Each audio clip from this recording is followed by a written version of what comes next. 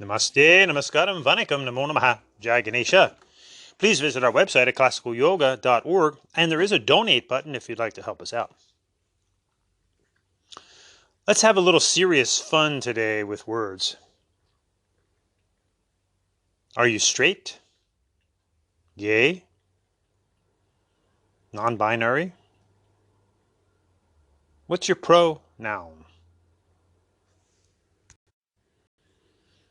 Obviously, in casual language, we can use words casually. However, there are times when obviously necessary to be very precise in our speech, especially when it comes to legal contracts and money, of course.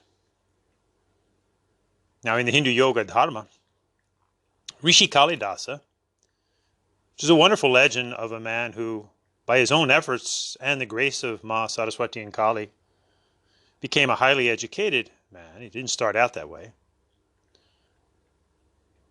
He said, Vagarta vihiva sampriktao. Words and their meanings are ever united like a marriage. Think of the word marriage itself. Used to be between a man and a woman, but now that definition has extended out into something else. And the Saiva Hindu Guru Patanjali, in his classic Yoga Sutras, which very interestingly has been distorted almost beyond recognition, he also said, Sabda Jnana nupati vastu sunyo vikalpaha. One enters into delusion, vikalpa, when they take word knowledge, Sabda Jnana, devoid sunyo of facts, vastu. And it's important to note that it was the Hindus that came up with the numeral 0, without which life wouldn't compute, the binary system. Even a word that is supposed to denote precision, we often use in a mindless, casual way, semantics. Meaning that someone is just using words in a very casual way or according to their own discretion. However, semantics is the science of word knowledge. Verbal language is an inevitable and wonderful way of communication around the world. And there are just thousands and thousands of languages. It's amazing that enough people got together and agreed on certain sounds having certain meanings. Of course, there's other forms of communication. There's body language, for example. And when it comes to language, there is a recognition that there are secular languages, such as English, and there are actually religious languages, like Hebrew, for example, or Sanskrit and Tamil. These are religious languages of the Hindus. A clear example of a total misuse of a word is today's yoga. Number one, yoga is of the Sanskrit language, in Tamil, yogam, and it means yuj atman brahman cha, to yoke to one's atmana and Brahman. And the way that Hindus do this, which is Atmadarshana Paramodharma, realizing their Atmana, or soul, if you will, it's very different. We have to clarify that word also. And you can visit many of our podcasts for that. Hindus achieve this soulful Atmadarshana realization through living the Hindu yoga, religious, spiritual, scientific, philosophical lifestyle of karma yoga and bhakti yoga and raja yoga and gyan yoga and hatha yoga and mantra yoga, japa yoga, nada yoga, natha yoga. So in other words, in today's casual use of the word yoga, the precision is completely lost and the original meaning is completely lost. Now let's get back to the title of this podcast. It's very interesting that when one goes to see a doctor today, there may be some very interesting new questions that are asked. For example, what is one's sexual orientation? Heterosexual? Homosexual? Bisexual? And on one form, next to heterosexual was put straight. So does this imply that those that are homosexual are crooked? We can also look at the word straight, obviously in its very linear definition. And this would be in the religious realm, the monotheistic religions. And in the Eastern religions, especially the Hindu Dharma and the Sikh Dharma and the Jain Dharma and Taoism and Shintoism, crooked becomes a wise recognition of the non-linear nature of life itself, the fluid nature. For example, this is why in Hinduism we revere Nag Devata, the snake. Mahadev Shiva actually wears them around his neck and body, reminding us that this is the way life moves in a snake-like or wave-like pattern. Now, when a homosexual is defined as gay, does this mean that heterosexuals are not fun, are sad, unhappy? And today we have the category of non-binary. Obviously, a very confused mindset of inner personality and outer reality. Obviously, quote unquote, outwardly we are either a male or a female. Binary. Though inwardly, there may be a non-binary in the sense that we all have personality traits, masculine and feminine. Now, in the Hindu Yoga Dharma, this is clearly explained in the outer fact that we are either a male or a female, for example, in Shiva and Parvati, or Vishnu and Lakshmi, or Radha Krishna, Sitaram. But inwardly, there is a non-binary that we see in Hinduism, the coming together of the masculine and the feminine qualities within in the form of Ardhanarishvara, half man, half woman, meaning that within us, which is actually our two brain hemispheres, we all have positive and negative masculine and feminine qualities. This inner and outer wisdom would help alleviate much of the confusion today. In other words, binary on the outside, either one or the other, male or female, and perhaps non-binary on the inside, recognizing one's masculine and feminine natures. However, this term, non-binary, can cause some confusion. If we look for a moment at the word binary, it means two or more. Non-binary would be one. So a non-binary person, would they not fit into one or the other? And interestingly, when it comes to a one linear point of view, this is closely associated with the monotheistic one religious viewpoints, which many in the non-binary movement would completely denounce. Of course, it is the binary system that makes life compute. In other words, 0 and 1 together. When humanity was still stuck in Roman numerals, there was little growth or advancement.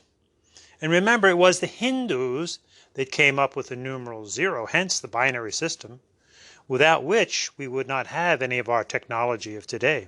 Life simply would not compute. In other words, it is the binary system that makes life work. Now today, the term non-binary is really a misuse. They don't really mean one way, they mean there are multiple ways. So would not one then be a multiple rather than a non-binary? And being a multiple, multiple personalities, how we trip over into perhaps various psychosis, multiple personality disorders. You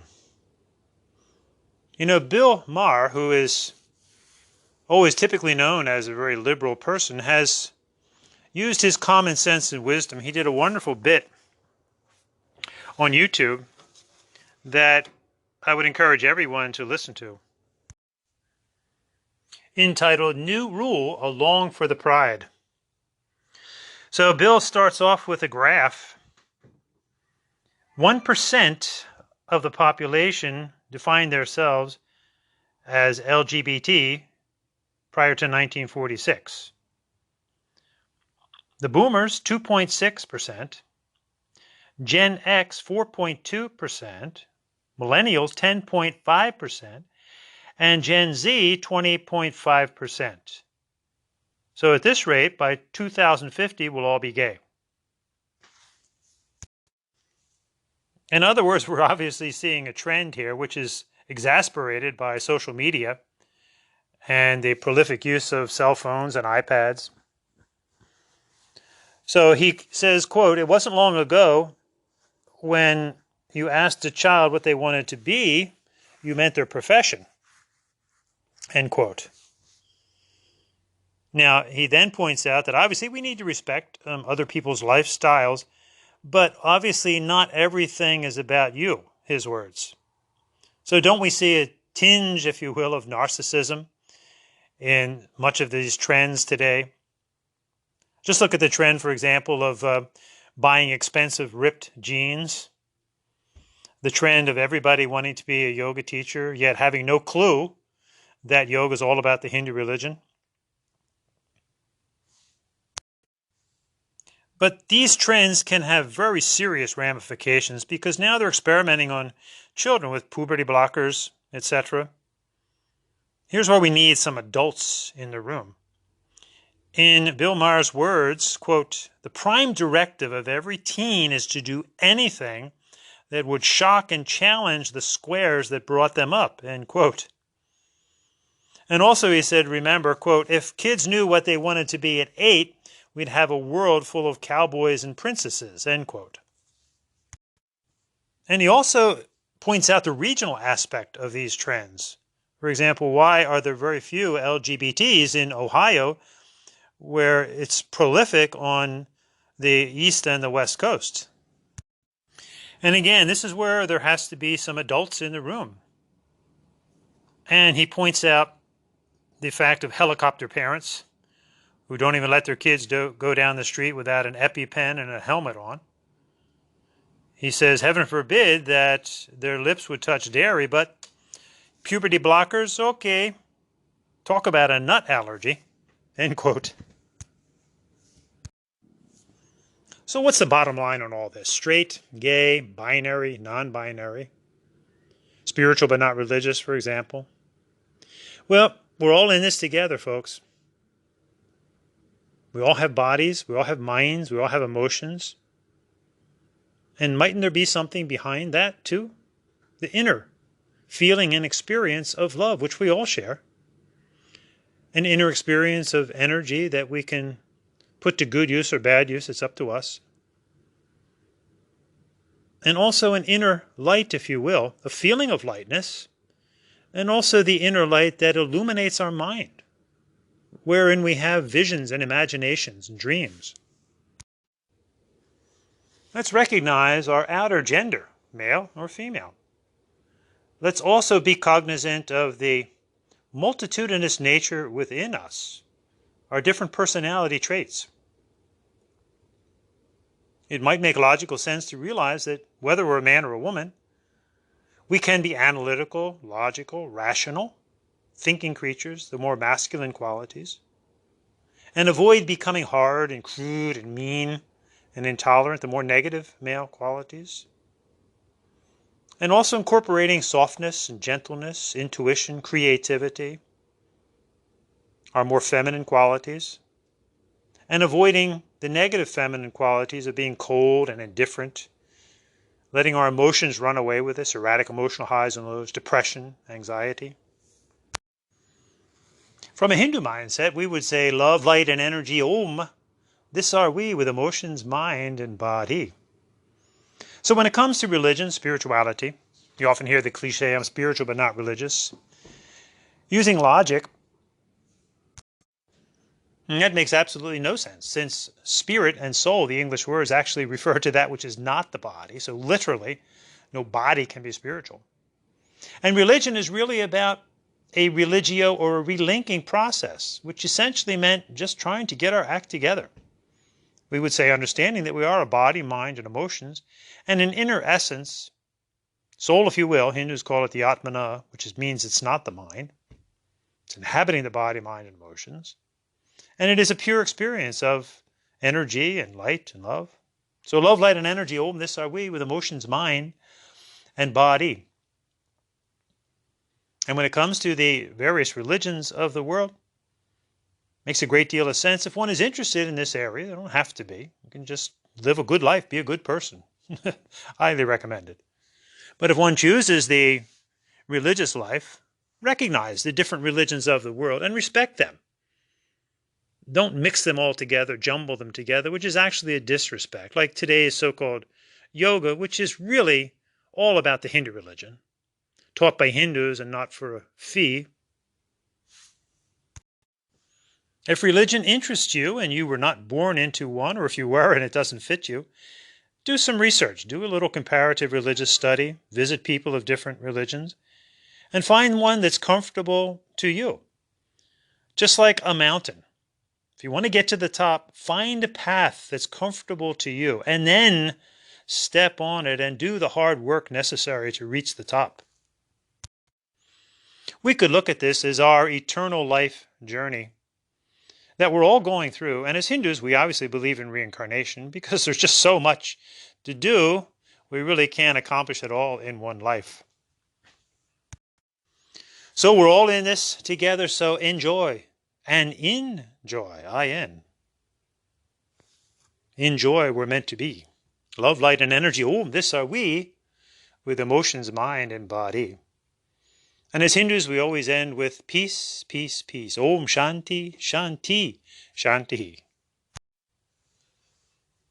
Now, in this podcast, maybe some of those in the LGBT community felt a bit offended, but there is obviously some very bizarre behavior going on both sides. But isn't it interesting that those in the LGBT community do refer to themselves as queer? Why? Synonyms for queer are crazy, irrational, unbalanced, kooky, unhinged, bizarre, questionable. Whereas the antonyms to queer are normal, balanced, ordinary, reasonable, sane. So looking at the word sane, isn't that interesting? That when we say someone is unbalanced, we say that they're insane. Wouldn't it be appropriate to say somebody who's balanced is truly in sanity? And then an out-balanced person would be outsane? Or an unbalanced person would be outsane? Words and their meanings. Bhagarata Vihiva Sampriktao. Rishi Kalidasa. Words and their meanings should be ever united like a marriage. And from the Saiva Hindu Guru Patanjali, Sabda Jnana Nupati Vastu Sunyo Vikalpaha. You have to be very careful because we can enter into delusion vikalpa. When we take word knowledge, Sabda Jnana, that's devoid, sunyo, of facts, vastu. Sabda Jnana Nupati Vastu Sunyo Vikalpaha. So have a gay, happy day. Have a straight, committed, focused day. Respect the binary system of life, which makes life compute. And when it comes to the non-binary, be careful with establishing a one-way mindset. Know when to use straight-line thinking, common sense, observable facts. Know when to tap into the curvy, fluid nature. And also know when to keep our mouth shut. Om Tat Sat.